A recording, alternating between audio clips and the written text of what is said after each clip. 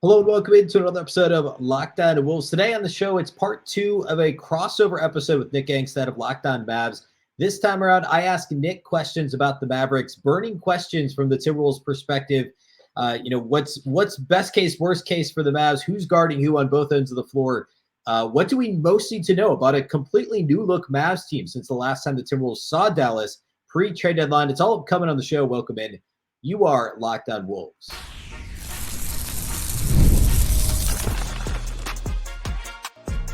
You are Locked On Timberwolves, your daily Minnesota Timberwolves podcast. Part of the Locked On Podcast Network, your team every day. Hello and welcome to the Locked On Wolves podcast, part of the Locked On Podcast Network, your team every day. My name is Ben Beecken. I'm the host of Locked On Wolves. Today's episode is brought to you by Game Time.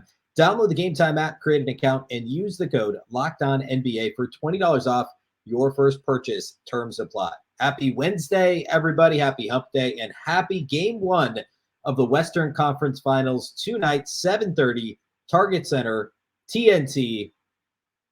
It's happening. We're there 20 years later, back to the conference finals. And today's episode, a very special one, part two of the conversation I had with Nick Angstadt of Locked On Mavs. This time around, I asked Nick questions about the Mavericks. Of course, Minnesota hasn't seen Dallas since prior to the trade deadline, since like late January, early February. And the last time the Wolves saw the Mavs, three guys in the starting lineup aren't on the team. The others are barely in the rotation. It was not anywhere near the same team. They've only seen Luka twice this year, and they've only seen Kyrie and Luka one time together this season. So we dive into a bit of that. We talk about what Wolves fans need to know, what the most important stuff to know about this new look Mavs team is. And then we also talk a little bit about when the Mavs play well, besides Luka going crazy, what's important to know for Wolves fans? What should we be looking out for? Who's going to guard Ant? How should the Wolves guard Luka? We cover all of that here on the show today. Really in-depth conversation with Nick. So we'll get to that here in just a moment. A big thank you, first off, for making the show your first listen every day. Of course, you can find the show anywhere. That includes YouTube as well as all of your favorite audio platforms. You can also watch on the Locked On Sports Minnesota app on Roku and Amazon Fire TV. And you can follow on X at Locked On T-Wolves and also at B Beecken with two B's, two E's, C-K-E-N. All right, let's go ahead and dive into the conversation with Nick and I. And at the end of the show today, I'm going to give my prediction for the series. I'm going to give a quick game-by-game prediction and my overall series pick for Wolves Mavs here in the conference final. So that's coming at the end after my conversation with Nick. So stay tuned for that. Without further ado, let's get to my conversation with Nick Angstadt of Locked On Mavericks. All right, part two of the Locked On Wolves, Locked On Mavs crossover episode, talking Wolves Mavs, of course, conference finals. And part one was yesterday. If you missed it, check it out on either Locked On Wolves or Locked On Mavs. Talked all things Wolves. Nick asking me questions about what to expect from the Wolves side of things. Now we're talking Mavs. And for Wolves fans, we have not seen the Dallas Mavericks since before the trade deadline. And obviously things look very different. The last game the Wolves and Mavs played, Dallas started a bunch of guys that aren't on the team anymore, and certainly guys that aren't in the rotation anymore. Only once this year did both Luka and Kyrie play against the Wolves in the same game. So I guess the softball open-ended question to start with is, what's the biggest Timberwolves fans that have not seen the Mavs play since late January, early February, whenever that was? What's the biggest thing Wolves fans should know about the post-deadline Dallas Mavericks? This team plays defense now. This team did not play defense the way that they're doing right now. This team turned into, through the last 3 months of the season, one of the best defenses. I've been saying the number one defense. I'm pretty sure the Timberwolves are still the number one defense, and I can't be that blasphemous if I'm on the Timberwolves feed. But they play. You're gonna get all kinds of comments. They play defense now, and that's a new thing for the Mavericks. But they have these two centers in Gafford and Lively, who play most of the they play opposite of each other and play opposite minutes. And when Maxi Kleber isn't available, they play all the minutes at center. And that has changed a whole lot. The Mavs are able to funnel guys right to them. They're able to switch pretty much everything with Luka and Kyrie playing really, really well and really locking in on defense too. Both those guys have been solid defenders. Luka's been a good defender at times against Kawhi and others throughout this series. And I think that having PJ Washington and Derek Jones Jr., just having two wings, it really feels like the Dorian Finney-Smith, Reggie Bullock duo that they had 2 years ago when they went to the Western Conference Finals with a good defense. As long as they have two wings like that can fly around, they can defend a bunch of different positions, that can switch on to everybody, and that can also, the Mavs are rebounding now, which is also a new thing for the Mavericks. They have not rebounded the ball well at all. Again, last time they went to the Western Conference Finals, their starting center was Dwight Powell, who is still on the roster, but doesn't play anymore. And so that is a huge, huge difference for this Mavericks team. The defensive end, the intention on the defensive end, they have become this team now that is defense first, which is a brand new thing for them too. And they don't get in these like 3-point shootouts anymore. When the Mavs played the Timberwolves before, it was, well, as long as they can hit more threes than the other team, then they're going to win. And now they can win games when they shoot 25% from three, 33% from three, and it doesn't hurt them as much.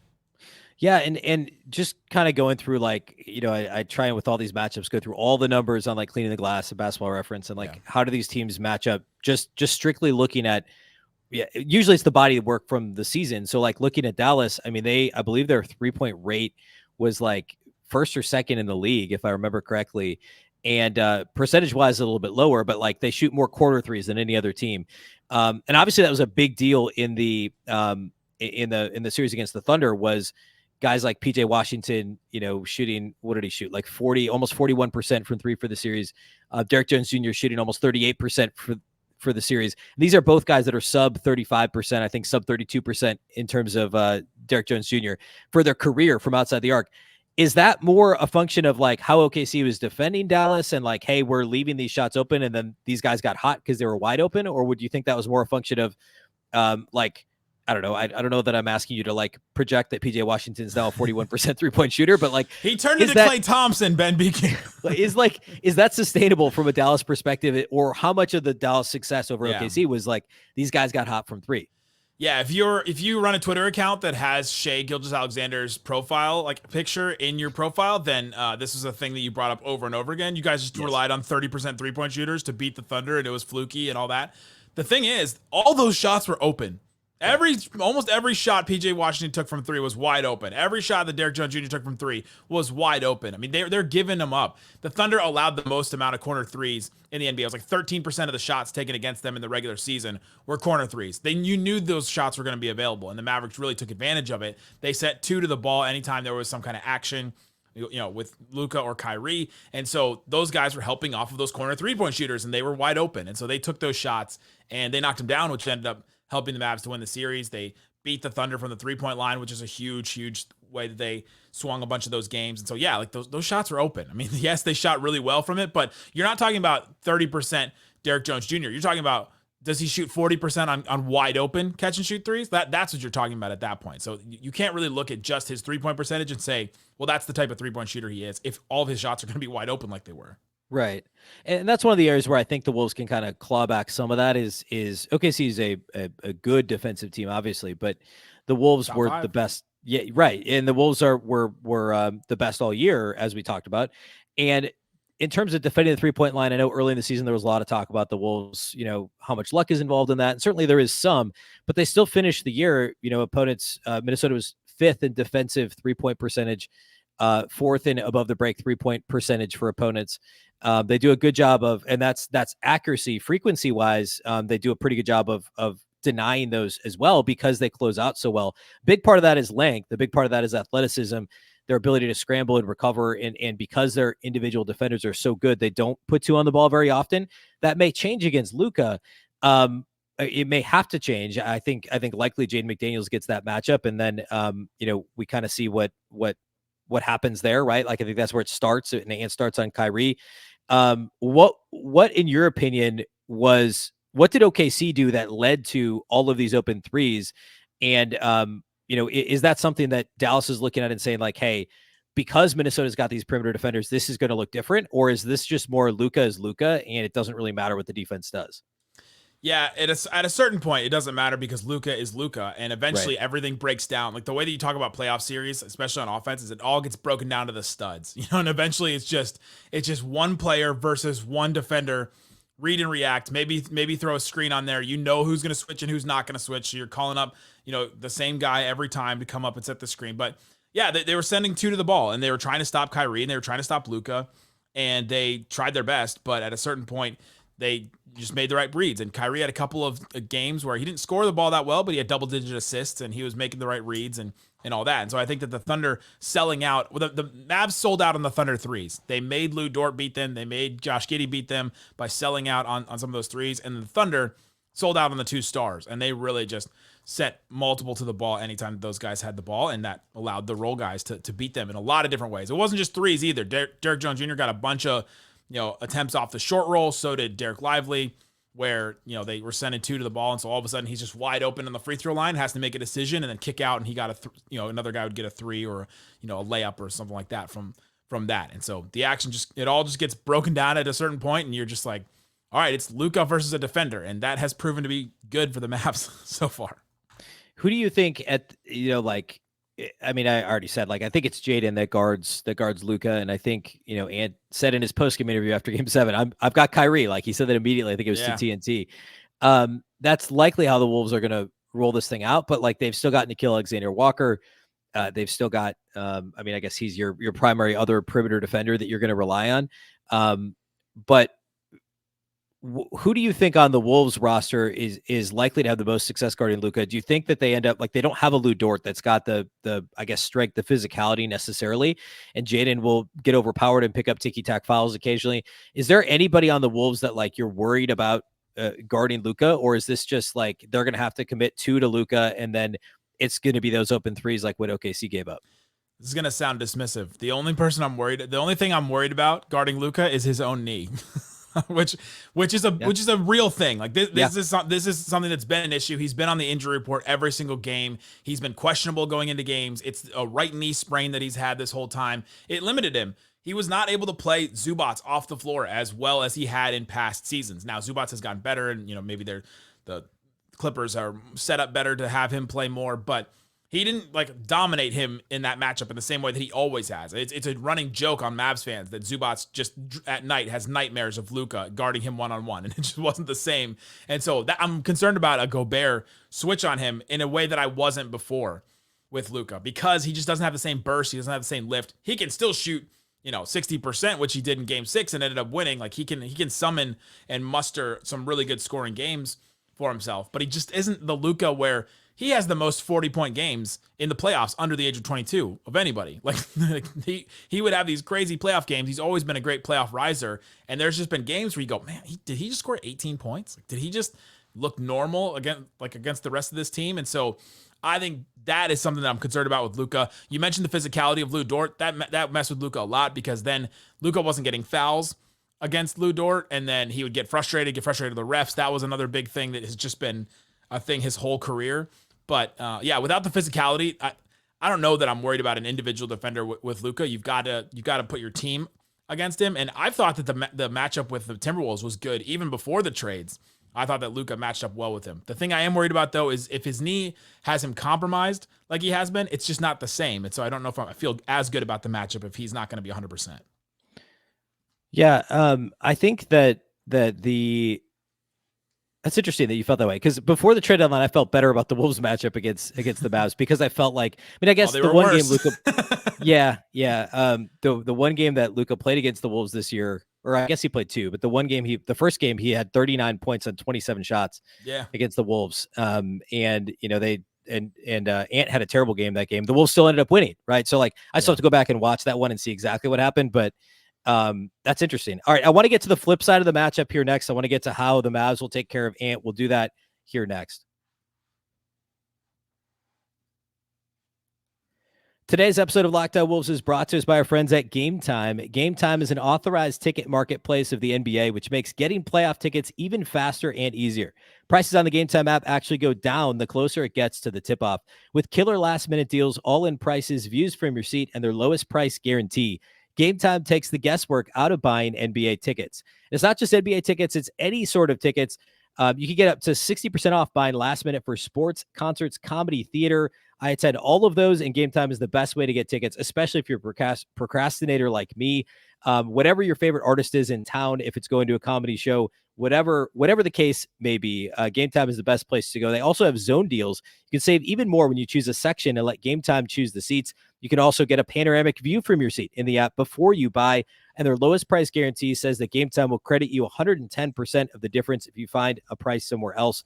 Take the guesswork out of buying NBA tickets with Game Time. Download the Game Time app, create an account, and use the code LOCKEDONNBA for $20 off your first purchase. Terms apply. Again, create an account and redeem the code LOCKEDONNBA. That's LOCKEDON NBA for $20 off. Download Game Time today. Last minute tickets, lowest price guaranteed.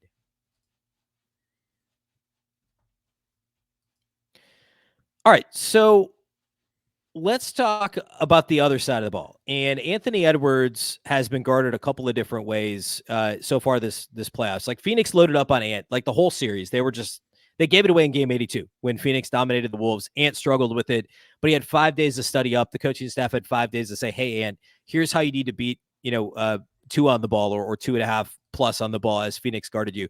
Denver tried straight up with Kentavious Caldwell-Pope. They tried straight up with Aaron Gordon. It didn't work. Christian Brown probably did the best, but it still didn't go well. And then Denver said, let's start just trapping him and trying to force the ball out of his hands. And Ant had a couple of poor games mixed in there. He wasn't efficient in game 7, but he made, for the most part, the right reads, especially as the game wore on. And Ant ended up having a great series. Dallas has some athletes. As you've said, it has been one of, if not the best defense over the last several weeks in the NBA. There are some athletic, good on-the-ball defenders that Dallas has.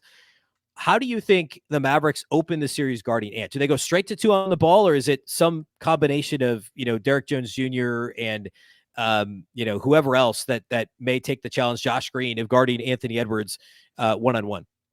Yeah, I think Derek Jones Jr. starts on him. And what the Mavericks have done with both SGA and James Harden, who's not the same, but to a lesser extent, they have just funneled them towards the rim and funneled them towards help and allowed SGA to try and beat them one-on-one. Like, hey, if you're going to hit 50% of your mid-range shots, we're going to live with that. We don't want you to kill us from 3 and hit a bunch. And so that was their plan against both the Clippers and the Thunder. Those teams take a lot more threes than I think the Timberwolves do. And so I think that's something that is going to be different here. And so it's kind of comparing two different offenses, really, to try and figure out how you're going to defend against them. But I don't think they're going to send 2 to the ball that quickly. I think that they'll try their initial approach with, all right, let's just funnel him to help and funnel him to the rim a little bit. And not let him get a wide open shot, play up on him.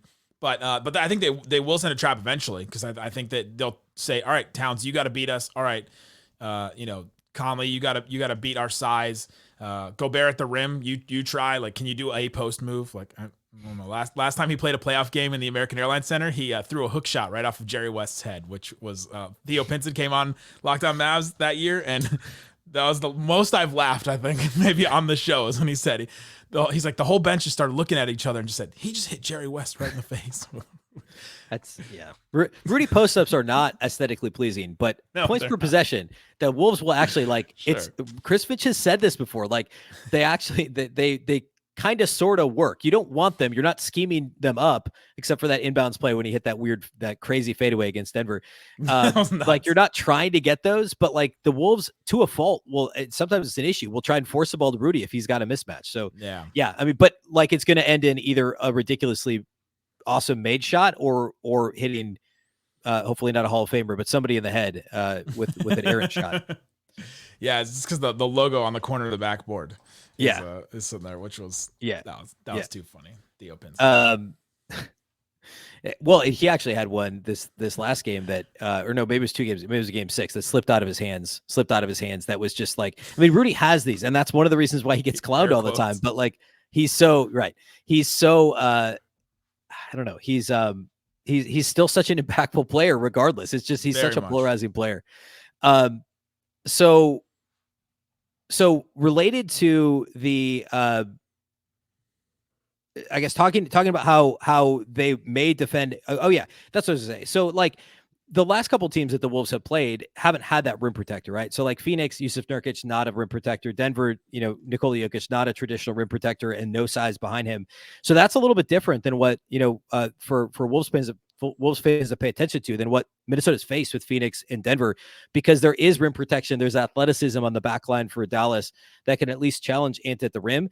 And that'll be interesting because Anthony Edwards is happy to pull up from the mid-range at times. Yeah. And he is a true 3-level scorer, and sometimes to his detriment, because he knows he can make those shots, even if they're not the most efficient shots. We all saw the turnaround jumpers he hit against Phoenix and early in the series against Denver, and all the MJ comparisons because of that. But that's not always the best play. Like, it's great that you have it if you need it, but if Dallas is going to force him into those shots, it's going to be, like you said, is it Cat? Is it, is there another player that can perform? And we talked about this in part one. Will Karl-Anthony Towns be one of the big keys to the series offensively for Minnesota?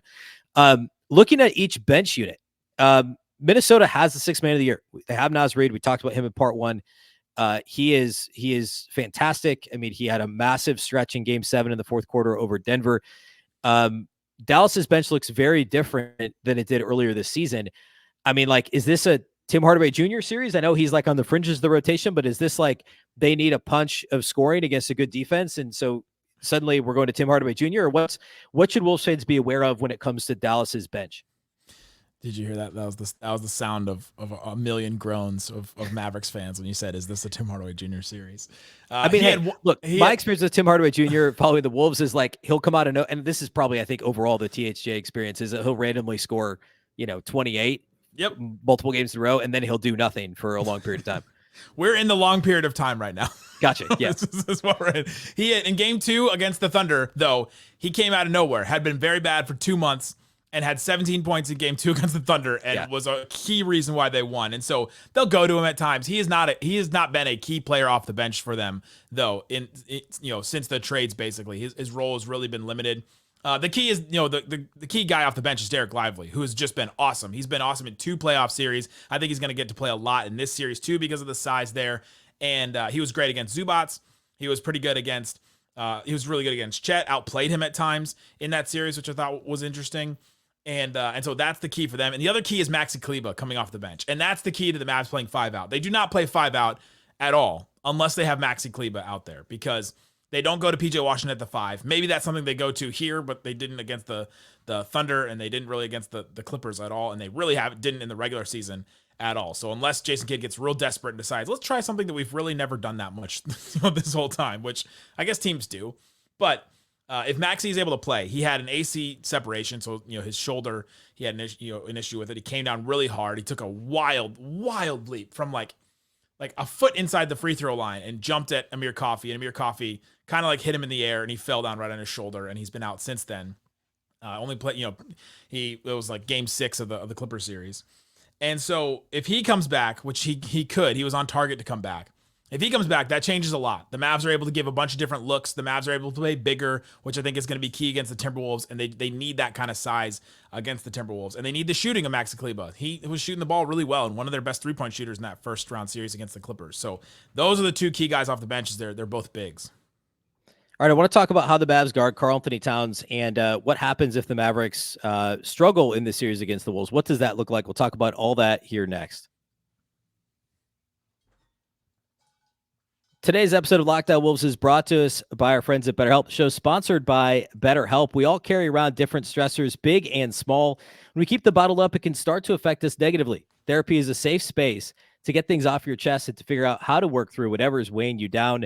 For Timberwolves fans, there's probably not a whole lot basketball related that's bothering you. Maybe it's that the Wolves got down 20 points in game 4, and now they have, or game 7, now they have a difficult matchup against Luka Doncic, and could the path have been any easier to get to the conference, to the finals? Could it have been like Boston's path, right? I mean, grand scheme of things, if you're a Wolves fan, basketball is probably not your biggest concern right now because things are going extremely well. But look, therapy looks different for everyone. We've all got different things that are on our chest that we need to get off our chest. If you're thinking of starting therapy, give BetterHelp a try. It's entirely online, designed to be convenient, flexible, and suited to your schedule. Just fill out a brief questionnaire to get matched with a licensed therapist and switch therapists at any time for no additional charge. Get it off your chest with BetterHelp. Visit BetterHelp.com/LockedOnNBA today to get 10% off your first month. That's BetterHelp, HELP.com/LockedOnNBA.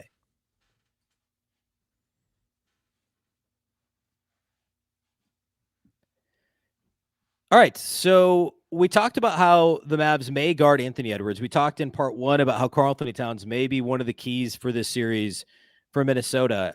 Dallas being a team that certainly has size and has, I not that PJ Washington and Karl-Anthony Towns are super similar players, because they're not all that similar, but they're similar in that they both stretch the floor as fours. And, both teams play more of a modern era traditional five. So in that sense, it's more similar to Phoenix and Denver, other teams the Wolves have played in the playoffs. What do you think Dallas does to try and slow down Karl-Anthony Towns? Or is it just simply, I guess the first part of that is who's guarding Cat? And then are we just going to live with whatever Cat does to us and make him beat us versus Anthony Edwards? Or what's the thought process behind trying to slow down Karl-Anthony Towns in the series? Yeah, one of the keys in the Thunder series was they put PJ Washington on Chet Holmgren. And so that way it wasn't, them sending up, Chet Holmgren to set a screen or to space out the centers. And so the centers were able to stay around the rim, and the Mavs were able to funnel some of those guys, some of the ball handlers to the rim, and the center was waiting there instead of PJ Washington waiting there. And so I think that was a real big key for them. I think since they're going to be playing a center basically the whole time against the Timberwolves, I think they'll put PJ on Cat, and I think that's going to be the big matchup. And I think that is a huge swing matchup because PJ was the best player in certain halves against the Thunder, best player on the floor, because they were leaving him open at times, like we mentioned before, because he was getting one-on-one coverage, or he was having a real small guy defending him, or Josh Giddey or whoever. And so PJ Washington was really key for them, and then the Thunder kind of wised up on PJ Washington, and then Derek Jones Jr. became the guy that got left open or got left with the worst defender on the roster or on the floor. And so then he had some big games in the last couple. But PJ versus Cat, I think that's the swing matchup right there. Is if PJ can contain Cat, and if he can limit his scoring, limit his effectiveness, maybe get him into foul trouble, then that's really good for the Mavericks. I don't think PJ has to outscore Cat. I just think he has to outplay him, quality wise between the two of them. And I think that's where that matchup goes. Yeah, and we talked about Cat's proclivity for foul trouble in the first part of this crossover, and that is also, I think, related. It's certainly a key for the series. When I was looking at some of the different numbers for Dallas, and thinking back to the Thunder series, I mean, on the season, Dallas didn't actually turn the ball over that much as an offense, but it does feel like, and correct me if I'm wrong, but it does feel like when they're not going well, when they're having issues, and this is maybe the case for a lot of teams, but turnovers really crop up, and Luka could be prone to them. Dallas as a team, I think in their game one loss to OKC had 15 turnovers. They had 13 or 14 in their was it game 3 loss, I guess, against the Thunder, or game whatever it was, game 4. Is there what is kind of a red flag for you when Dallas isn't playing well? There's something if I showed you a box score and said based on this box score, what do you think happened? And there's something that stands out that hey, Dallas lost this game because, is it turnovers? Is it volume of 3-point shots? Is it I guess what are the things that stand out to you? Yeah, turnovers is one of the biggest ones because the Mavericks struggle when teams get out in transition. You pad those extra possessions. That's how the Thunder won in game 1 and 4. Basically, they got some extra possessions from turnovers, and they were able to turn those into fast break points on the other end. And they got those in game 6 too, but the Mavs were able to overcome them, in a bunch of different other ways. So turnovers is definitely a huge one. If they turn the ball over, their transition defense hasn't been that great.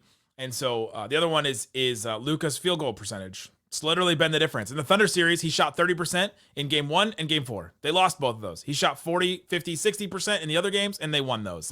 If he is on, and it's because of the knee, we're really watching this, but if he's on and he's hitting, especially those shots 10 feet from the rim, he can get to that spot. And if he hits those little floaters or those little mini mid-range shots, if he can hit those, then that's huge for the Mavericks. His 3-point shooting has come and gone. If he's hitting his 3-point shots, then they're winning.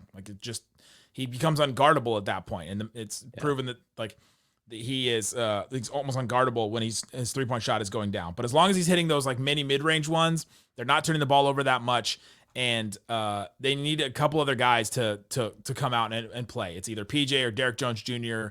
or one of the two centers, or Maxey had some big games against the Clippers. Somebody like that. They have to get somebody else like that to go. And so if you look at the box score and it's Luka missing some shots, turnovers, Kyrie really isn't going, and then none of the other role guys are stepping up, then their Mavs are losing by 40.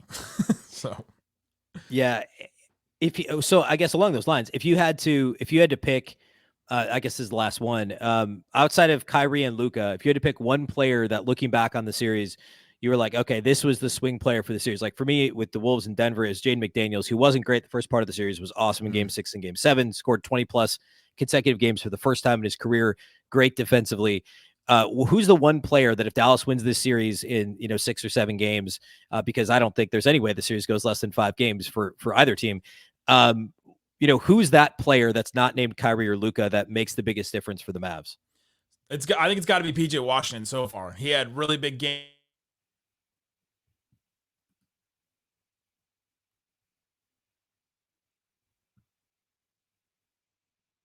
You have the game 2 against the Thunder where he was really good. Game 3 against the Thunder where he was really good. And then like he's hit 3-point shots that have been open. He's taken advantage of matchups. He's shown things that he'd not even shown in the regular season at all, which I think is wild. So he's really big. The other one that I kind of want to throw in there, since this is we're wrapping up here, Kyrie. Kyrie was massive in the Clippers series, and I was so confident that Kyrie was just on another level, playing on another level of life, that he could get any shot he wanted, and that he's been doing this thing all season long, where he will have like 4 points in the first half or like 5 points in the first half. And you go, man, Kyrie really hasn't gotten involved. Kyrie's got to get more involved. And like, that's what you say at halftime. And then by the end of the game, he has 25, 26 points because he just goes off in these second halves. In the Thunder series, that did not happen. We did not see Kyrie go on these little runs. Jalen Williams played really, really well on him defensively. Casey Wallace played really well on him defensively. And Kyrie was exerting a lot of energy on the defensive end. And so I'm curious to see if this is a Kyrie series. He had the one game he played against the Timberwolves, he had 35 against Anthony Edwards, who was guarding him. Although I went back and I watched most of the shots that he took, and Anthony Edwards died on every single screen that was set. I don't think he was very interested in playing in that game that day, and I expect his defense to be better in the playoffs than it was that random regular season game in January. But that's a big key too, is how can Kyrie affect the series, and if he affects it scoring wise, then I think that's a good sign for the Mavericks. Seems like a cop-out answer because he's a star, but it wasn't there for them in the last round against the Thunder. Well, yeah, like you said, the Wolves haven't really seen him, and to your point on Ant, like that's 100% the case. Like Ant wasn't guarding. Ant wouldn't normally guard Jamal Murray, right? Like Jaden McDaniels guards the primary ball handler, and Chris Finch said, no, let's do this. Let's put Ant on Jamal Murray because he can overwhelm him with size and strength, fight through screens, etc. And if that's the matchup, and he gets Kyrie, like. I mean, there is going to be moments in there. Kyrie's an incredible player. He's going to score, but I think if Ant is interested, which he should be in the playoffs, like yeah, you think so? Yeah, hope so. Yeah, and I don't worry too much about it. I think that that'll turn out okay for the Wolves with Ant guarding Kyrie. But all right, so that's all we have here for the crossover. Of course, part 1 was yesterday. If you missed it, you can find it on either Locked On Wolves or Locked On Mavs.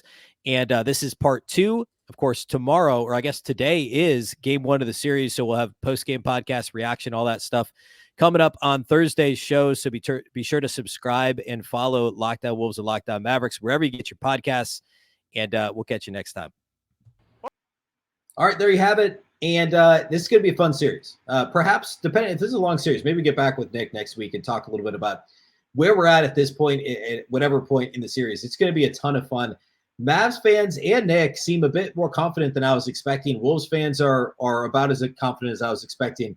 And I'm not as confident about this matchup as I was, even before the playoffs, I talked about how, look, the Wolves match up well with the Clippers, they match up well with the Mavs. Well, seeing what the Mavs have done to both LA, the Clippers, and OKC has given me some pause, just because, like, hey, if PJ Washington's going to keep being a ridiculous shooter, if Derek Jones Jr. is a ridiculous shooter, and Derek Lively and Daniel Gafford have completely changed their interior defense, and Jason Kidd is like continued to improve as a coach, like, this is going to be a difficult series. And I don't want to say I'm less confident. The one thing I'm most confident about this series is it's going to go at least 6 games. I don't think either team really has a realistic shot at winning this thing in 5, which is usually the case in a conference finals. But I want to make sure I say that. I also would be shocked if the Wolves were to lose this series in 6. I really don't think that's going to happen. My pick is the Timberwolves win this series in 6. I think they win game 6 on the road in Dallas, close out the Mavs, losing only 2 games along the way. My game-by-game quick prediction, I think the Wolves lose game 1. I think they lose tonight. Dallas has an extra day of rest. I think that's going to be big for Luka. Minnesota coming off the emotional game 7 win. Now, Dallas's, I guess, was a, it wasn't a game 7, but it was a one think it was a 1-point win. So there's some emotion there too. I get it. But I wonder if Minnesota is going to be able to. I'm not saying it's going to be like Game 3. I hope it's not like Game 3 of the Nuggets series. I think it'll be a close game, but I think they lose Game 1. I think the Wolves win Game 2. They're not going to lose both at home this time around. They aren't. And I think that they probably split both games in Dallas. I think they split the first 2 at home. I think they split the 2 in Dallas. And then I think they win Game 5 back at home and win the series in Game 6 on the Mavs floor. So I think the series goes like Wolves lost, Wolves win, and then I don't know what order, but they split 3 and 4. Then the Wolves win 5 at Target Center.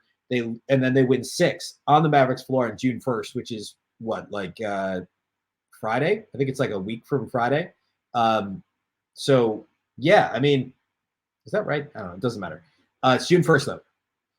So it should be a ton of fun. This series is going to be a lot of fun. And of course, we've got you covered here at Locked On Wolves. Not only do we have a daily show, we do the live postcast after every single game. Typically, it'll be Luke Inman or Sam Ekstrom hosting with either Tyler Metcalf or Jack Borman, both of Katus Hoopus, as the guest. Occasionally, I'll make a cameo on there, but that will be post-game following tonight's conference finals Game 1. So tune into Locked On Sports Minnesota on YouTube to catch that live immediately following, 10-15 minutes following the game. You can also get that audio right here on the Locked On Wolves audio feed shortly thereafter. So if you can't catch it live, it gets late, whatever, listen to it in the morning, and you can find it here. It'll be the next episode in your feed. Actually, that's not true. Minnesota Basketball Party will be the next episode in your feed, posting this afternoon on Locked On Wolves. And then the one after that is the postcast. Then I'll be back on Thursday morning with the regular postgame podcast. I'll be with you Thursday and Friday. And again, a live postcast following Friday night's Game 2 as well. So tons of stuff upcoming here on the Locked On Wolves feed over the next several days. So be sure to keep it locked here at Locked On Wolves. Make sure to follow and subscribe wherever you like to listen to podcasts. And a big thank you to those of you that do make Locked On Wolves your first listen every day. You can also watch on the Locked On Sports Minnesota app. If you have a Roku or an Amazon Fire TV, go download that app and you can find the show. You can also follow on X at Locked On T Wolves and also at B Beecken with 2 B's, 2 E's, CKEN. A big thank you for making Locked On Wolves your first listen. A reminder that Locked On Wolves is part of the Locked On Podcast Network. The Locked On Network is your local experts on all the biggest stories. Once again, I'm Ben Beecken. This is the Locked On Wolves podcast. We'll catch you next time. Enjoy Game 1 of the conference finals tonight.